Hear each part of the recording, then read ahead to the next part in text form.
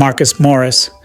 Marcus Morris built his NBA career as one of the feared tough guys. He defended with his chest, loved contact, and never hesitated to take powerful shots. During his prime time, his strategy worked effortlessly. While in Boston and Los Angeles, he averaged 14 to 16 points per game and shot about 37% from three, providing the franchise with a forward who could score without shrinking. However, by 2026, the league's requirement for toughness had changed. Franchises no longer desire stationary enforcers. They prefer versatile athletes who can defend several actions without fouling.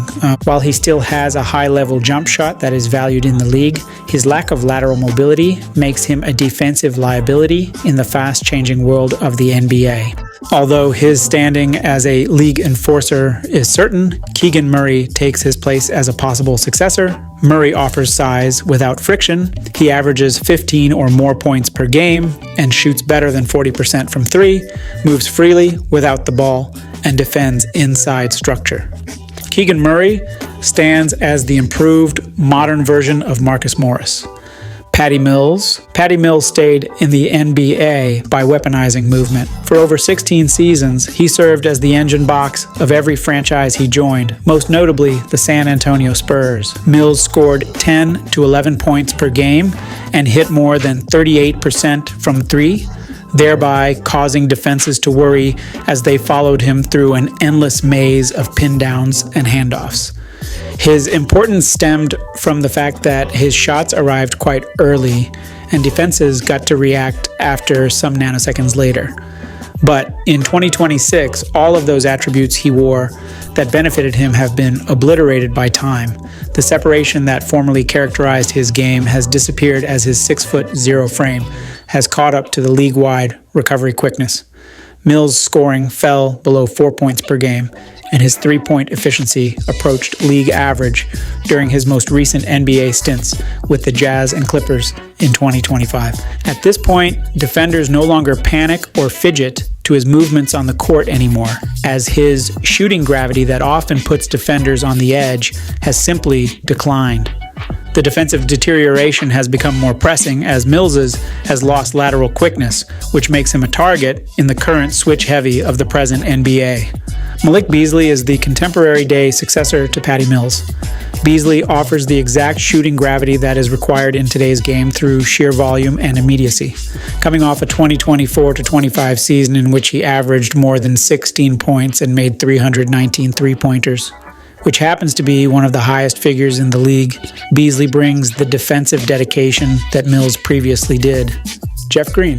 Jeff Green is known as the NBA's universal connector, and as of 2026, he retains the league record for playing with the most franchises, where he shows his durability and reputation as the ultimate professional. Green has played with Houston for the past 3 seasons, bridging the gap between their rebuilding years and their current 2026 drive for contention after winning a championship with Denver in 2023. Uncle Jeff was a skilled slash and stretch forward who could fill whatever void a coach needed, and he was renowned for his high-flying posters. But as of January 2026, the 39-year-old's responsibilities have mostly moved from the essentials of the court to the locker room. He is currently averaging a career-low 2.1 point per game and 0.4 rebounds per game.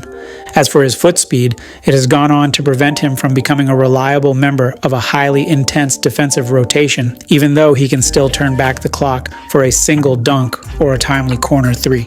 While Jeff's contract is slated to expire at the end of the 2025-26 season, and while he has hinted that his goal of reaching 20 years may be within reach, 2026 almost feels like the end of a resilient career. Despite his accomplishments, the league is expected to move on, and Tari Eason is the modern-day successor of Jeff Green. Eason has the same Swiss Army knife adaptability that Green often used to characterize his career. Eason, just like a young Jeff Green, is a disruptive athlete capable of guarding several positions, running the floor in transition, and also converting several open jump shots. LeBron James. For more than 2 decades, LeBron James has been tagged an outlier, a player who seemed to defy the laws of basketball all around. At age 41, he is the oldest active player in the NBA as of January 2026. However, the invincibility that once distinguished his prime has finally broken. His 2025 to 2026 season has been more about planned survival rather than supremacy. Despite his sciatica scare at the beginning of the season, he continues to defy the age curve. LeBron has evolved from a nightly force of the court to a high-level tactical surgeon. Despite his situation, LeBron continues to be an effective player, averaging 20.9 points per game, 5.1 rebounds, and 6.5 assists per game. But the meaning of those figures has shifted. He no longer has the tenacity to apply pressure for 48 minutes. Instead of that, he serves as a facilitator for extended periods of the game, saving his energy for brief, powerful outbursts. LeBron often gets to depend on his jump shot to deliver optimal results, but it has gone on to replace the rim-shattering drives that once caused defense teams to crumble. In recent seasons, LeBron has spent more time on the perimeter while hitting approximately 35% from deep, as his defensive influence has become purely situational. The physical toll is quite visible in the Lakers system. Luka Doncic is without a doubt LeBron James's contemporary heir. Luka has already taken over the title of the point forward in Los Angeles, scoring 33.6 points per game to lead the league and directing the offense with the same brilliant mind that LeBron used for 20 years. LeBron James is entering his final months of his current contract, and the big question is, how soon should he say goodbye? Do let me know what you think in the comment section below. If you haven't subscribed to the channel, just know it's a great disservice, so smash the subscribe button and ensure you give this video a thumbs up. Stephen Curry. Stephen Curry did not only play the game of basketball, he altered its form. For 17 seasons, he served as the sun in the Golden State Warriors, bringing about accomplishments, causing defenses to rotate, scramble, and panic whenever he crossed half court. By January 2026, the iconic player Stephen Curry remains active, but the actual agility that is required to power him is beginning to go idle. Curry, who is 37 years old, is no longer that unstoppable force he used to be during his prime, as the time factor knocks on his door. Curry's 2025 to 2026 season has become a balancing act between his top productivity and physical preservation. After sustaining a left ankle sprain on December 22nd, 2025, which lasted through the holidays. Despite these challenges, his performance remains quite impressive. He averages 28.8 points per game and recently scored 31 points with 6 triples in a comeback victory over Utah on January 3rd, 2026. At this point, he's expected to put in more efforts to keep up with his accomplishments. His trademark off-ball mobility, which once made him a ghost on the floor, has slowed. He now often relies more on purposeful set plays and the veteran spacing supplied by his new partner, Al Horford. Stephen Curry is being expected to carry a load that his body is beginning to reject quietly as the Warriors struggle to stay above 500. For the first time in his career, the DNP, rest lines and the box score aren't simply tactical anymore. They're now essential. While several players in the league have attempted to replicate Curry's Curry slide, Trae Young is the only one who has successfully converted Curry's long-distance gravity into a full-fledged offensive strategy and might as well be his possible successor in the league. Trae averages 27 points per game and 11 assists. With Curry's contract extension set to expire in 2027, the urgency might slowly creep in 2026, but fingers are crossed. Kevin Durant. Kevin Durant is the most unguardable player in the history of basketball, a 7-footer with the handle of a shift defend and a release point that often makes even the best defense ineffective within a twinkle of an eye. Durant joined the Houston Rockets in a blockbuster trade in June 2025 that sent Jalen Green and Dillon Brooks to Phoenix, with the goal of capitalizing on his final top years. Durant's efficiency, even at 37, is still a statistical wonder. He's presently averaging 24.8 points on 50.1% shooting in the league, despite it being pegged at 40 minutes. Durant has accepted the role of the ultimate closer after agreeing to a 2-year, $90 million agreement in October 2025. with him taking around $30 million, less than his maximum, in order to offer Houston roster some flexibility. KD can concentrate on late-game isolation and high-leverage scoring since the Rockets have surrounded him with top defenders like Tari Eason and Jabari Smith Jr., thanks to the extra cap room. But right now, the table has turned as point guard Fred VanVleet is out of the game due to an ACL tear. Durant, on the other hand, is having to make more plays than he had anticipated, which is expected to put his physical endurance to the test in the fast-paced Western Conference. With his retirement date coming up, Victor Wembanyama is Kevin Durant's contemporary successor. Although Wemby has carried that blueprint to a horrifying end, Durant was the first to demonstrate that a 7-footer might be a main perimeter option. And in 2025, Wembanyama was more than just a scorer. He is a nexus for both offense and defense. He has the same fluidity and high-release jump shot as Durant, but he also has an 8-foot wingspan, which enables him to influence the game in ways that Durant was never able to do at the rim. For Durant, legacy will be more important than volume during the 2025-26 Houston season. He has made it clear that he intends to retire as a Rocket in 2026. James Harden. James Harden was the NBA's ultimate offensive optimizer. During his peak years, he didn't just play within a system, he was the system. A top-notch player that turned the step-back three and foul drawing into an art form, which the league had never witnessed before. Unfortunately, reverse is the case now. Playing for his hometown LA Clippers, Harden isn't the volume-scoring ISO machine who dropped 36 a night anymore. He has simply morphed into something different, a high IQ floor general who gets to pick his spots. Harden's numbers are still quite impressive. He averaged 25.7 points per game and 8.0 assists per game, but his approach is completely different. That 2-year, $81.5 million deal he inked last offseason was basically him saying, "I'll be Kawhi's setup guy."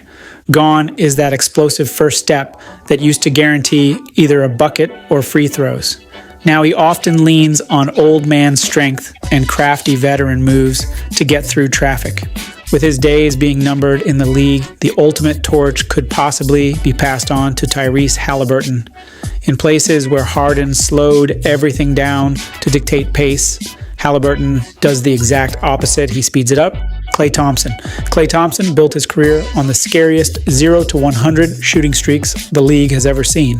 At 35, Thompson grinds through a rough stretch with Dallas, where his three-point shooting has cratered to a career-worst 35.1%. Everything changed in Dallas after they dealt Luka Doncic to the Lakers early in 2025, without Luka's gravity creating those easy looks. Klay has been forced to manufacture his own shots more effectively.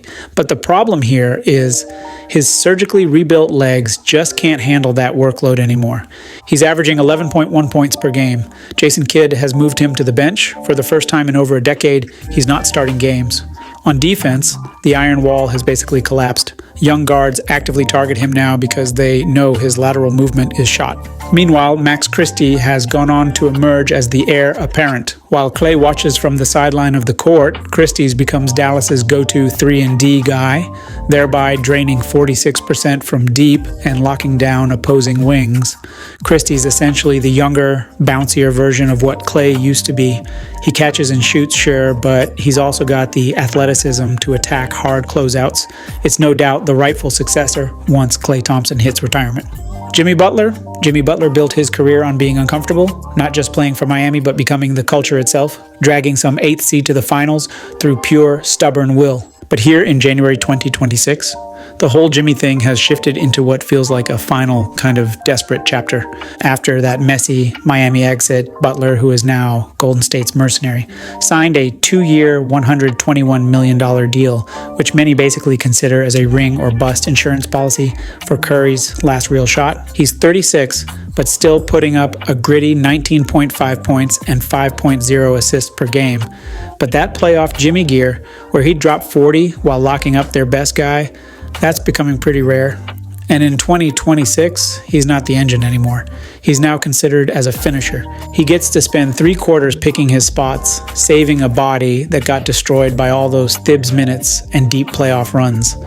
The lateral quickness that used to let him lock up elite wings has begun to fray. Although he still leads Golden State in steals, but now he's leaning on help side rotations to cover for his feet that just aren't keeping up anymore. It's obvious his retirement date is calling sooner than later, and a possible replacement for his spot is Anthony Edwards.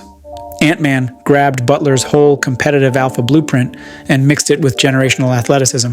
Edwards is the modern premier two-way force now, who averages 28 points per game while embracing that same physical, muck-it-up defensive approach Jimmy once pioneered. Damian Lillard. Dame time wasn't just a nickname, it was pure terror for opposing defenses. During his peak season, Damian Lillard could end the season with a 35-footer before the franchise could even process what had happened. He was the most dangerous late-game player in the league. But for 2025 to 2026, the watch has stopped. Lillard's grinding through rehab right now, missing the entire 2025 to 26 season after tearing his left Achilles during Milwaukee's playoff run. For his age, this situation is considered a basket sentence. Here's where it gets wild. The Bucks waived and stretched his contract in July 2025 because of luxury tax issues, cold business moves. However, days later, Dame did something nobody saw coming. He signed a 3-year deal to come home to Portland. He's making a record $70 million this season. This includes buyout plus new salary. But the irony is he hasn't stepped on the court for once this season. Portland's already moved on to their young guys, with the cities holding out hope for one last Dame time moment in 2027. But to be frank, the explosive pull-up from the logo version of Lillard, that's probably done. Ja Morant is the guy now. He has gone on to inherit that fearless small guard agility that made Dame so special, thereby becoming the league's best late-game weapon. Morant has gone on to refine his shot while keeping that insane rim pressure active. The difference between this duo is where Lillard executes from distance, Morant uses that gravity-defying speed to get to wherever he wants. These are every NBA player who needs to retire and their possible substitute. Lovers of NBA, there you have it. Let me know in the comment section which of these players made the NBA fun to watch. I'll be in the comment. Don't forget to like and share this video.